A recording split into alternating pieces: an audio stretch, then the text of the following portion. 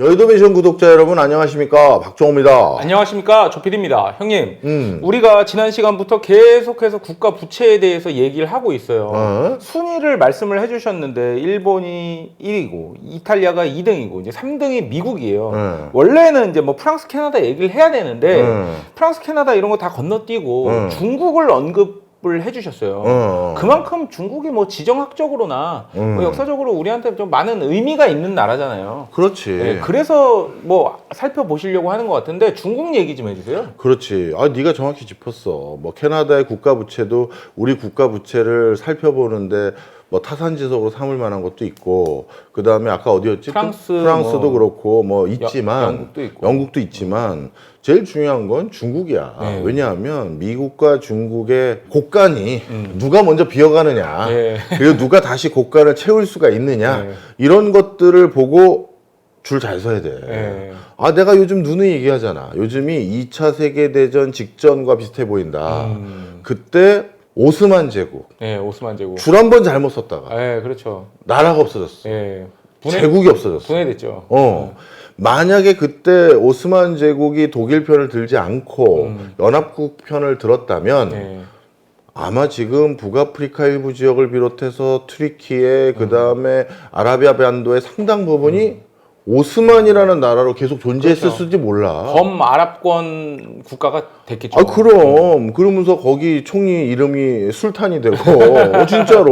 네. 그래서 이게 어떻게 될지 모르는 역사적인 어떤 가정인데, 그렇죠. 물론 그때 줄 잘못 선 그 상황 때문에 완전 산산이 쪼개졌지. 산산이 네. 쪼개졌어. 자, 그렇다면 우리나라도 지금 미중 간의 패권 전쟁 하고 있는 이 과정에서 줄 까딱 잘못 썼다가, 예를 들어서 중국이 패권을 잡았어. 그럼 이제 미국이 이제 우리를 지켜줄 수 있는 힘이 더 줄어들 거 아니야. 네. 그럼 중국이 와가지고, 야, 한국, 너 그동안 내가 계속 지켜봤어. 네. 넌 진짜, 막 하면서 이랬다가는, 이것도 되게, 또 한 번 또 국가의 운명을 걸고 대결전을 벌여야죠. 네. 저는 뭐 빠지지 않고 나가겠습니다. 네. 하여튼 뭔 일이 터질지 모른다고. 자, 그래서 다시 돌아와서 그래서 줄을 잘 서야 되는데, 줄을 잘 서는 과정에서 우리가 살펴봐야 될 게 누구 살림이 더 괜찮은지 봐야 될 거 아니야. 그렇죠. 네. 그런데 중국 살림, 그럼 중국 살림을 바라볼 때 이제 중국의 국가 부채를 봐야 되는데 중국의 국가 부채가 제일 어려워. 그게 정확한 통계가 있어요? 바로 그 문제 때문이야. 너 진짜 중요한 얘기 해줬어. 내가 가장 공신력 있게 찾아봤던 국제기구의 통계로는 중국의 국가 부채는 GDP 대비 88% 선까지 올라왔다고 하는 거야. 88% 선. 이 88%면 전 세계 1등인 일본이 한 250% 되거든. 그렇죠. GDP 대비. 그리고 3등인 미국이 한 120% 선까지 왔어. 근데 중국이 88%라는 건 GDP에 야, 이건 굉장히 빨리 올라온 거야. 그렇죠. 그래서 전체 그 부채가 어떻게 되냐면 중앙정부 부채가 30조 위안, 지방정부 부채가 40조 위안 해서 한 70조 원이 좀 넘는 71조 원 정도 되는데 이게 우리나라 돈으로 따지면 1경이 넘지. 와, 중국도 경이 넘어가는구나. 엄청난 국가 부채가 있다고 추정이 돼. 자, 그런데 2024년 9월 달에 중국 정부에서 우리나라 국가 부채는 이렇게 됩니다 하고 발표한 숫자가 있어. 그래요? 지금 앞서 내가 얘기했던 건 국제기구가 한 88% 정도 될 것 같습니다라고 추정한 데가 있는 건데, 물론 국제기구 중에서 2023년 말 기준으로는 한 60% 되는 것 같습니다라고 추정한 곳도 있어. 추정이잖아요. 추정이야. 근데 중국에서 얘기한 거 2024년 9월 달 그때 얘기한 GDP 대비 중국의 국가 부채는 몇 퍼센트? 25% 수준이래. 너무 큰 차이가 나는 거야. 예, 그렇죠. 너무 크네요.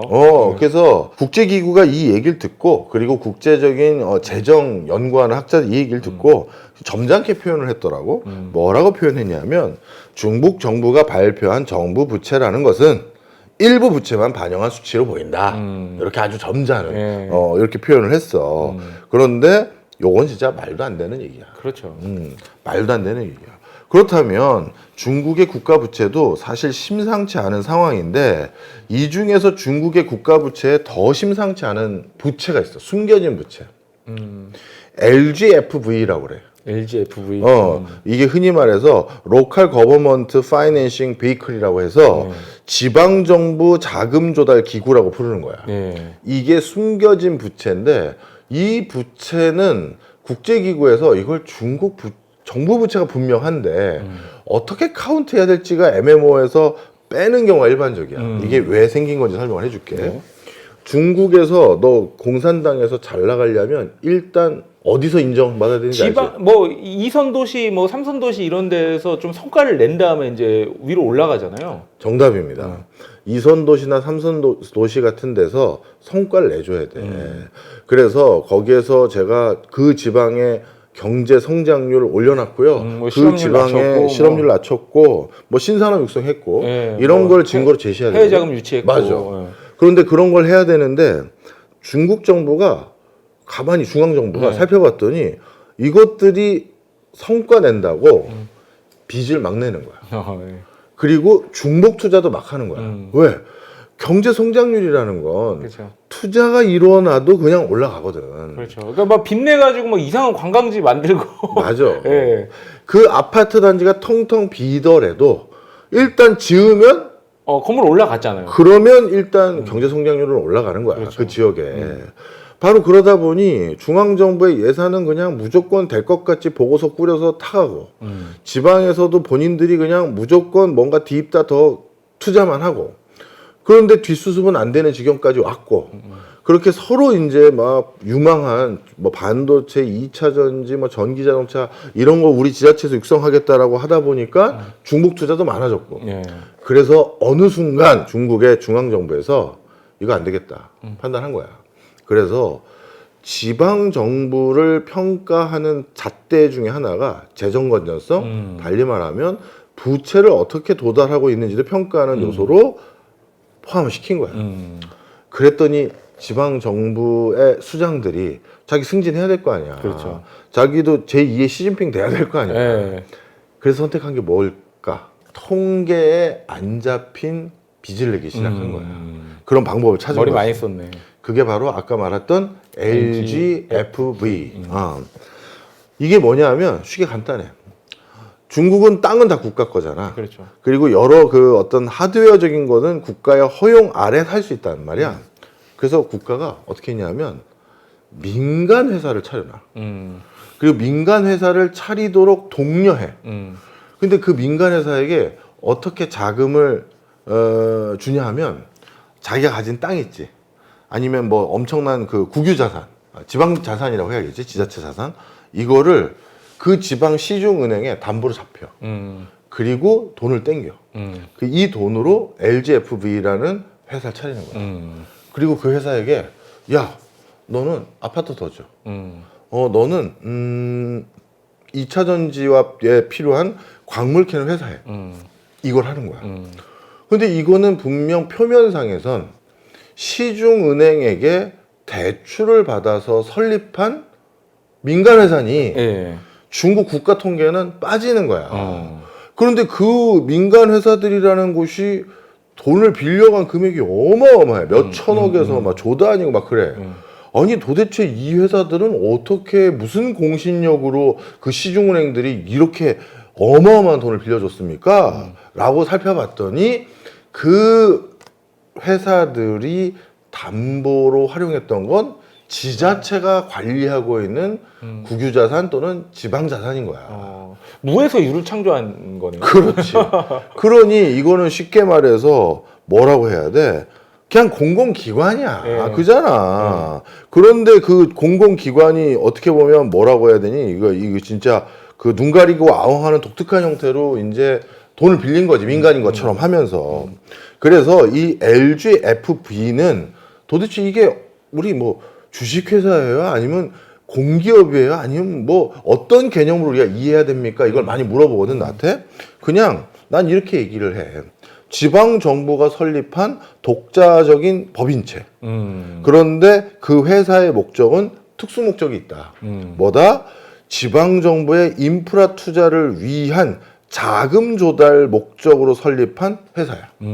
여기는 그냥 자금만 조달하는 거야. 그 담보로 아까 말했던 네. 그 담보로 자금을 조달하는 건데 이 LGFV라는 회사 명으로 그러면 그 법인명이 이겁니까? 아니야.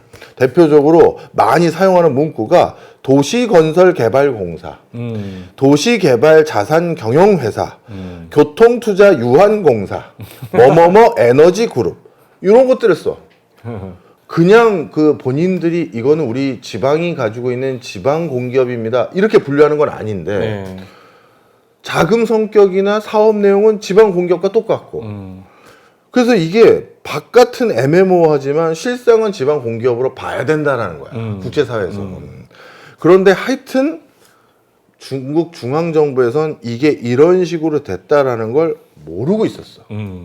그런데 지방에서는 나 이번에 반드시 성과를 조금만 더 내면 공산당에서 다음번 국가 지도자급의 그 반열로 올라가는 40인 안에, 예. 뭐 70인 안에, 80인이지? 80인 안에 들어갈 수 있어. 그래서 그 숫자를 맞추기 위해서 야, 이번에 길림성 성주가 뭐 경제 성장률을 거기 15% 달성했다고? 야. 다른데 7%인데? 야, 걔 능력 있나 보다. 발탁 좀 해봐. 이렇게 되게 하려고 이 LGFV를 엄청나게 활용한 거야. 근데 중국 정부에서는 이 LGFV에 대해서 도대체 이거의 부채는 어느 정도입니까? 라고 확인해 달라고 하는데 외부에서 안 해줘. 중국은 다 안 해주잖아요. 안 해줘. 도대체 이게 뭐라고 해야 돼? 뭐 어느 정도 빚이 있는지 감도 없어. 자, 그런데 골드만삭스나 예. 이런 세계적인 투자 은행들이 중국에 대해서 베팅을 해야 될지 말아야 될지 판단을 해야 될 거 아니야. 그렇죠. 그래서 코로나 전에 마지막으로 2019년 말이야. 바로 코로나 직전에 LGFV의 부채로 추정되는 금액을 추산해 봤어. 아우, 골드만삭스 대단한데요. 그랬더니 그 부채 규모가 경단이에요. 어. 그래서 아까 중국의 중앙 그 정부하고 저 지방 정부의 부채 규모가 뭐 40조 위안 뭐 몇 조 위안 뭐 70조 위안 뭐 이렇게 했잖아. 그래서 LGFV 이 그 저기 부채가 49조 위안이야. 그래서 그 일경이 조금 안 되는 수준의 이 금액이고 이거는 중국 GDP의 절반 정도 돼. 와. 그러니까 중국이 지금 본인들 GDP의 25%라는 건 정말 말도 안 되는 수리고 그리고 그 국제기구는 LGFV는 추산 자체도 하기가 힘드니까 자 그래서 일부 사람들은 뭘 한다? 요 국가 부채만 비교했었을 때 어디에 우리가 줄을 서야 된다고 생각한다고 할 것 같아? 네, 뭐 그나마 이제 미국이죠. 미국에 줄 서는 게 맞다라고 얘기하는 분도 많아. 이 국가 부채 부분만 보면 사실 그게 아주 틀린 말이 아닐 정도로 위태위태하지. 그래서 이런 상황인데 이번 중국 양회에서는 그래서 굉장히 의미 있는 그 결과가 나왔어. 이것도 우리 한번 했던 거야. 네. 양극화를 더 이상 우리가 개선하기 위한 공동 부유 안 한다라는 논조의 내용이 많아. 일선 도시 중심으로 소비를 활성화하고 일선 도시를 먼저 육성하겠다. 선부론으로 돌아섰었어. 아니 공동부유 그렇게 그냥 주장하더니 금방 뒤집어 버리네요. 그 이유가 다 같이 잘 살게 해주려면 그 지역들마다 정말 많은 투자를 해줘야 되고 그리고 특히 낙후된 지역은 더 투자해줘야 되잖아. 그렇죠. 그런데 그렇게 투자할 수 있는 여력이 없음을 스스로 우리가 그 정도는 안 될 것 같아요. 그렇다면 잘할 수 있는 이게 1억 5천일지 2억일지 3억일지 그건 어느 기준으로 자를지는 내가 모르겠지만 그 인원들만 가지고 먼저 가자. 그럼 3억에 대한 인구가 국민소득 3만 불 이상이 된다? 그러면 뭐 물론 미국하고는 차이가 있지만 그래도 뭐 3억 인구가 국민소득 3만 불이면 나머지 뭐 10억 가까운 인구들은 그래도 최소한의 낙수 효과가 뭐 기대된다. 뭐 그렇지. 그래서 그거부터 먼저 해서 치고 올라가야 우리가 미국과의 패권 전쟁에서 절대 뒤지지 않는다. 이런 인식을 강하게 한 것 같아요. 중국은 무슨 말을 하면 할수록 자꾸 이게 모순이 되는 것 같아요. 모순이 돼. 네, 왜냐면은 이게 사회주의 국가인데 모든 인민들이 평등하게 배부르게 등따숩게 그렇게 살아야 된다고 정치적으로는 얘기를 하면서도 또 경제적으로는 또 그게 안 되고. 맞아. 예. 이런 상황에서 이 중국 정부가 지금 하고 있는 행보들이 언제쯤 끝날까? 요거에 대해서 지금 또 나름대로 유력한 정치가들이 해석을 하고 있어. 대표적으로 로봇, 인공지능, 뭐 그 밖에 다른 많은 분야에 투자를 하고 있잖아. 네.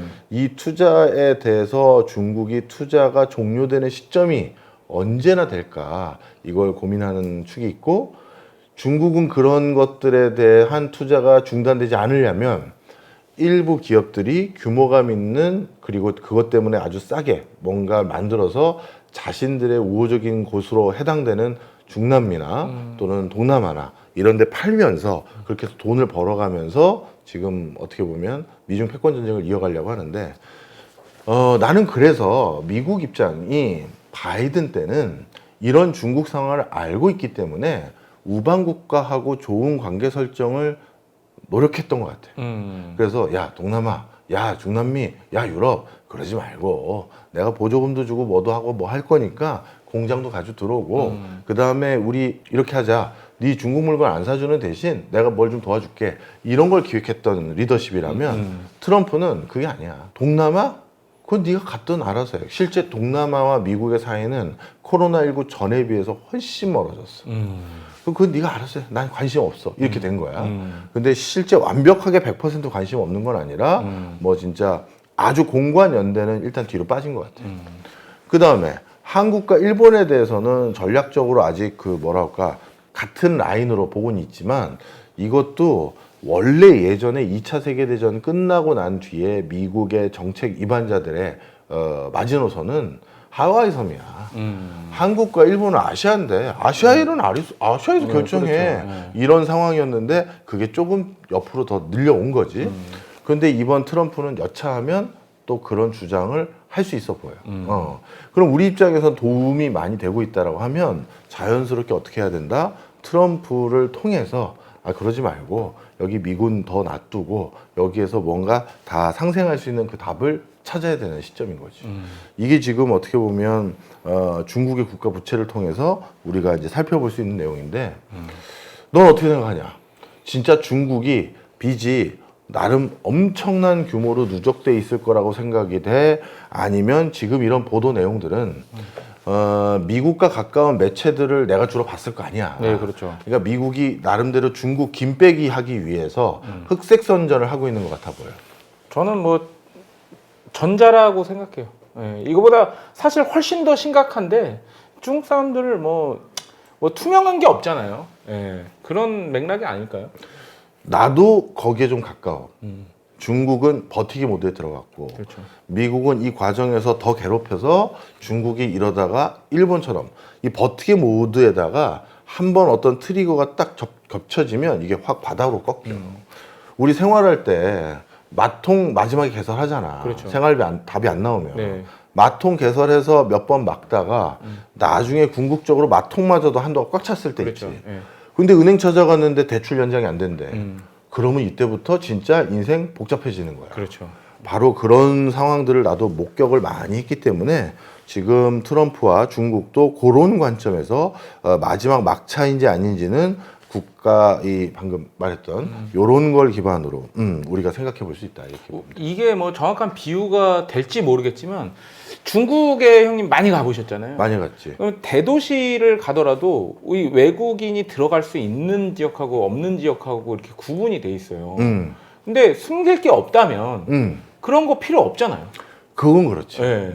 그래서 뭐 그 도시 하나를 가지고도 그런데 나라 살림은 얼마나 더 좀 썩었겠어요. 맞아. 그래서 하여튼 중국의 부채는 생각보다 아주 심각할 거다. 이렇게 보면 되고. 그 다음에 중국의 그 국가 부채가 늘어나는 다른 이유들도 좀 설명을 해보면 역시 코로나19 때 엄청난 재정 지출을 한 대표적인 나라가 중국이고 그 다음에 경제의 취약성이 높아졌어. 코로나 때 얘네는 완전 그냥 봉쇄를 해버렸잖아. 네, 그냥 봉쇄잖아요. 그냥 아파트 단지를 막아버렸어. 네, 진짜로 막던데요. 이렇게 해가지고. 맞아. 네. 그리고 문도 못으로 막았잖아. 네, 그렇죠. 이렇게 해서 그냥 막아버렸기 때문에 그때 이제 취약계층으로 떨어진 사람들도 상당히 많이 있고 그다음에 중국도 또 수출이 중요한 요소인데 세계 경제가 둔화되고 있어. 이거는 이제 트럼프가 노림수 중에 하나지. 관세 부과해서 그것도 하나 있었고, 그리고 제일 큰 선고객인 미국에 뭔가 수출하기도 어려워진 상황이고, 그리고 자체적으로 묘수라고 도입했던 LGFB 이게 많은 국제기구에 알려져 버렸어. 국제사회에. 그러다 보니까 야 이거 중국하고 거래하기 자신 없는데 이런 소리가 들리는 거야. 그다음 또 한 가지가 중국인들의 부동산 사랑은 우리보다 훨씬 크잖아. 네, 그렇죠. 그래서 이 부동산 시장이 활성화되는 게 중국 내수의 또 절대적인 어떤 중요한 계기가 되는데 부동산 이제 뭐라고 해야 돼? 그 시장이 침체여서 그걸로 인해서 또 지금 국가 부채가 늘어나는 부분도 있고 바로 이런 요소들이 지금 어떻게 보면 중국의 국가 부채를 걱정해야 될 시점에 왔다 이렇게 보면 되지. 네. 자 마지막으로 이거 하나를 꼭 기억을 해야 되는데 그러면 교수님 중국 정부 그다음에 지방 정부 비금융기관 그다음에 가계부채 이런 모든 그러니까 국가 기업 민간의 가계부채까지 전부 다 합치면 중국의 GDP 대비 진짜 국가 전반의 모든 부채를 다 합치면 GDP 대비 300%가 300%요. 우리 일본이 아까 1등으로 250%대였잖아. 그렇죠. 예, 국가 부채가. 중국도 이 시한부 싸움을 하는 거야. 내가 더 먼저 쓰러지는지 미국 네가 더 먼저 쓰러지는지 한번 보자. 지금 이런 일전을 전개하고 있는 거다. 이렇게 보면 됩니다.